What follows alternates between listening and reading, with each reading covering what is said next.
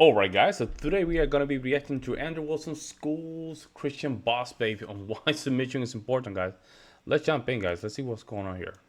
There's higher authorities that you could move within the church to get redress, to know that you're doing the right thing or not. Now, most of the time, the likelihood is that inside of the traditional churches, the priest is probably going to say you need to obey your husband. And a lot of women are resistant to that. That's why in Orthodoxy you see such a split between the sexes. In Catholicism and in Protestantism, not so much. Women are the majority, but women are the ones who are the most resistant to the idea of the submission to the husband. You had something, Abigail? Or I think what he's been saying is pretty well said. When we go back to the original video that brought up this discussion, they asked him, like, do you consult your wife? And he said that, he even said just now that he doesn't dispute that a man should consult a wife and listen to her opinion, but he made it very clear that it's situational. And if he says that this is what's going to happen and I don't care to hear questioning, then ideally if you chose a good man and you chose to marry this man, then if he's not wanting to hear your questioning, he's probably got a good reason as to why. Well, what would be one of those reasons? What would be a reason why you wouldn't want to hear? It's not your place to question that, though. Right, it's not Right, but Yeah, there you go. She's based. How that's an issue on the Girl, guy. girl on the left is based. She's based. It's not her place. It's not her place because that's where you trust him already to give you. You trust him already to even give you kids. But this lady right here, she's defined. The lady in the red, she's completely defined. She doesn't want to let it go. This part, like, hey, why are you not willing to hear input from the person that you care about? I don't think that's in dispute, though. Yeah, he already said it. It's situational. But yes, what can we even think of a situation where there would not, where there Come on, would Andrew. not? Well, this is the problem, right? So think of it like you would in the military. Think that you were in the military for a second, and there was a general. And the general, right, being a good leader is, sometimes that's going to require a discussion with the soldiers who are beneath your chain of command in order for you to make good decisions based around, the various executions of what you need to do in the battlefield, absent the battlefield, things like this. But if a general comes in and says, I don't really want to hear your opinions, execute your duties and shut your mouth, you really don't have any recourse against that, right? Because he's in authority. The question is not this. Hang on, before you rebut about whether or not a marriage is this or that. We're talking about this from the frame of a Christian purview. He already knows. What is the frame in a Christian worldview, right? Not from a secularist worldview, in which your feelings get hurt and so you get mad and you don't like doing it, blah, blah, blah, blah, blah. But rather, what are your duties to Christ and what are your duties to your husband? What I'm saying is that whatever the situation is, right, that you would consider rational or irrational, one thing I came up with is, he feels the need to move jobs. Now, perhaps he has a type of wife that can instill doubt in him, right? And he doesn't, for this particular case, want any sort of doubt. She's not a bad person. She usually reinforces what he says. But maybe this decision, he just feels like consulting her for some reason, not the best idea. It's ultimately up to him and his authority and for her to be obedient to his claim of authority. That's ultimately what a Christian marriage is. Right, but can you think of a situation where that would be necessary? That's the thing. I just did. He just gave a situation. Right, no, I know the whole, and when there's a general and everything in charge, but the whole thing that brought this whole up is the situation of we're moving in. I gave you a specific situation for moving. Well, just no, now. I don't know. Yeah, I still don't get why you can't afterwards Wait, have hold a on. conversation. I got one. Let's take her. She was in a relationship with a man. I know there was a component of there's a mismatch when it came to he was a Mormon, you're non-denominational Christian. She didn't want to have kids yet. She wanted to be boss babe. And I asked her, well, would you continue working if your husband was capable of providing for you and your family? And your husband said, I don't want you to keep working. I'm making enough money to support the family. I want you to 100% focus. I know you want to work. I know it fulfills you in some way, but we're married. I'm the husband. I don't want you to work. I want 100% of your attention on our children and the household and me. Is that a satisfactory example? No, because I think you can still have a conversation about that. You don't have Conversation to listen meaning to what? she has to. Conversation means that it has to be. You have to go with what I say. Conversation means, guys, that you have to do what I say. No, we still have to have a conversation, meaning that she needs to now look for a reason. She has to go for. She needs to look for a reason to make sure they all go with what you say. The family goes with what you say. That's what it is. She just want to just give you a reason why she doesn't even want to follow your own directions. That's what it is, guys. That's what it is. To the input, but Then I why think have it's the still good. conversation at all? Yeah, if you're not gonna listen, Yeah, there you go. then the conversation is. Well, I think Yeah, hey, there we go. She said it. She said it. that's the issue. I think you should be open to what you're. Obviously, there are situations where, yes, it's important to make that decision. Okay, but so let me And ask you're you. usurping authority from the husband. Listen, I want to show you the contradiction in your worldview so that you can understand it. When you say, you, the husband who is the leader and the authority in my Christian marriage who I have submitted to, need to do X, you are usurping his very role as the leader you're demanding him to be. So when you say, you need to accept X input or X thing from me, when he says, no, I do not, and in this case, this is for the betterment of the household and family, it is not for you to question. If No. you usurp that, hang on, you are in what is called the role of Satan, right? You're usurping the authority from what you call the Christ head. Not kidding, this is the Christian worldview. The idea that the man is the representation of the Christ head in the marriage. If you're going against the authority of the Christ head, what is that other than satanic? You tell me. Yeah, and this is a good example of what happened. Who did Eva listen to? Satan, the serpent.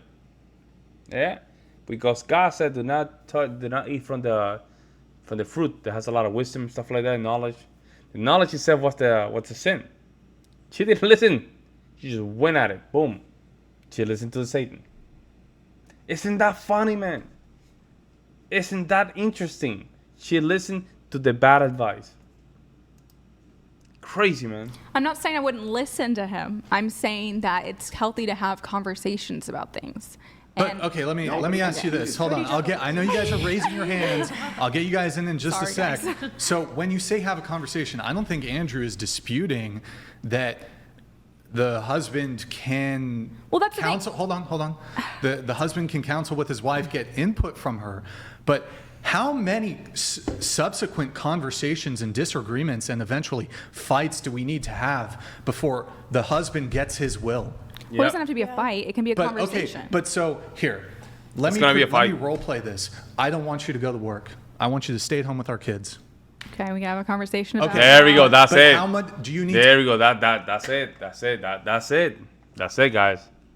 That's it. She failed the test. See, that quick. She failed the test. Okay, no problem. I know you have my best intention. Because there's no reason for you to be working in the first place. Are you going to just nag me until I bend to your will? No. Okay, but how many conversations need to take place? It depends on Can it be how just the one? conversation. Is just one conversation okay? Yeah, as long as there's no follow-up needed. Yeah. But so what? Hold on. So what if the determination on my part is okay, cool. I heard all your inputs. You made a PowerPoint presentation. Here's why I want to work. Here's why I want to work. I'm going to be able to I'm going to be happier, and it's going to be a financial benefit to the family because I'm going to be making X amount of additional money, and we can go to the Bahamas, but whatever it is. And I'm going to listen there and sit there. I'm not going to interrupt you. You can give me your PowerPoint presentation for why you should be a boss babe when I want to have kids and a family and want you to stay at home, and I can provide. I've listened to it. Wait, hold on. I've listened to it, and I'm like, thank you for sharing. Nah.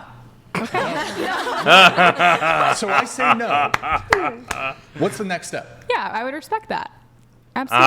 Respect Bullshit. that? Bull. Depending on the case. There we go. What See? do you mean depending on the Yeah, case? depending on the thing, it's just basically she wants to nag, guys. That's what it is. She just simply wants to nag. I mean, I'm telling you guys. I'm sorry, let's move here. I'm telling you, she just wants to nag. Depending on the situation, you just keep going. No, man, it's no, and that's it. Crazy, huh? If the husband was fully able to provide for my family and there wasn't going to be any detriment to me not working, and it would only be a benefit to my children, then in that case, yes, I would. What do you mean a detriment to you not working? Didn't you say there was like some greater calling, fulfillment when it came to you There working? is fulfillment, and I think I would find that later on in motherhood, where like kids are going They to have school. no I could idea. pick that up. This is my personal wants. It doesn't need to match everybody else in this room. But I think that for the time being, if it was at the greater benefit my kids, me being at home and raising them, especially when they're young, I would do it. So, okay, how about your husband says this? You're married, you have 3 kids, and he's like, nah, you're just not going to work.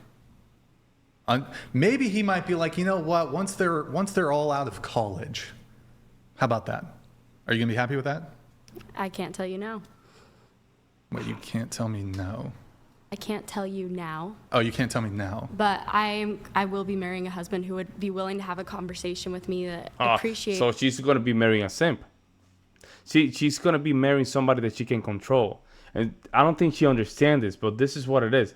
She's gonna end up just marrying somebody that she wants to control. It's, my thoughts as well. And Oh, if he it was appreciates still- your thoughts, but like he's like, I've heard the PowerPoint presentation for why you want to be a boss babe. I appreciate your thoughts, but my decision is no. What then?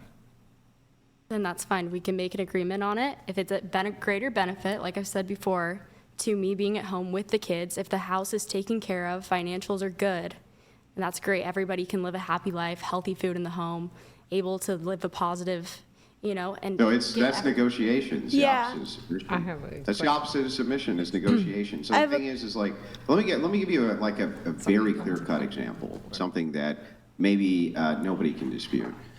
Women often, due to hormonal regulation, become extremely irrational, especially when they get very close to certain situations or decision-making, right?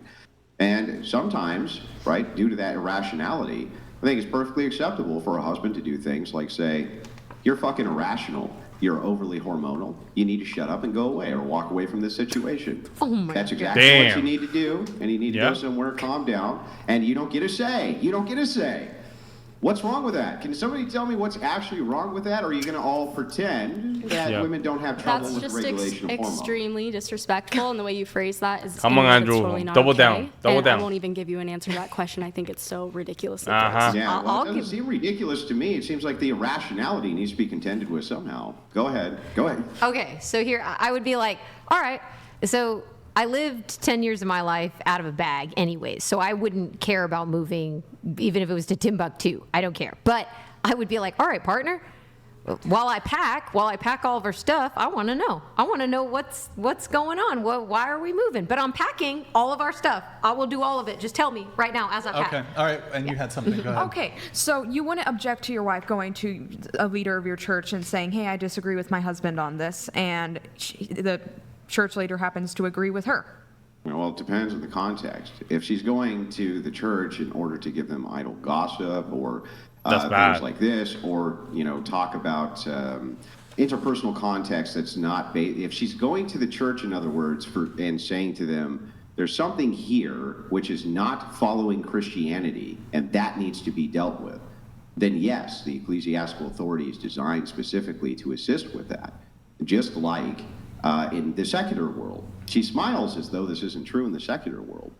Would you want your husband to go to a psychologist in order to gossip about you and run you down and things like that? No, I don't. You'd want him only to go to a psychologist for the purposes of trying to Fixing. assist with some type of a marriage where one partner or the other thought they were being completely unreasonable or outlandish or doing something that they weren't supposed to be doing. The same exact thing would be happening under a Christian view. The idea would be you're not going there to bark about your home problems, but you're going there to get assistance for things that would step outside of the Christian view. One person's doing it. I am Christian, just so we're clear. Yeah, well, You're I don't care. Mormon, and I'm not going to. Yeah, we don't give a damn. I don't know what. Just so we're clear. You're Mormon, and I'm not going to. I'm okay. Well, I will. Okay. No, you're not. I But am, For my but view, okay. you're not. For my view, you're not. Oh, But that's fine. The I'm thing just is saying like that's mine fine. anyway. I'm just saying that even inside the LDS church, He brings the fire. I love it. I love it. He brings the fire. this Let's is the go. case.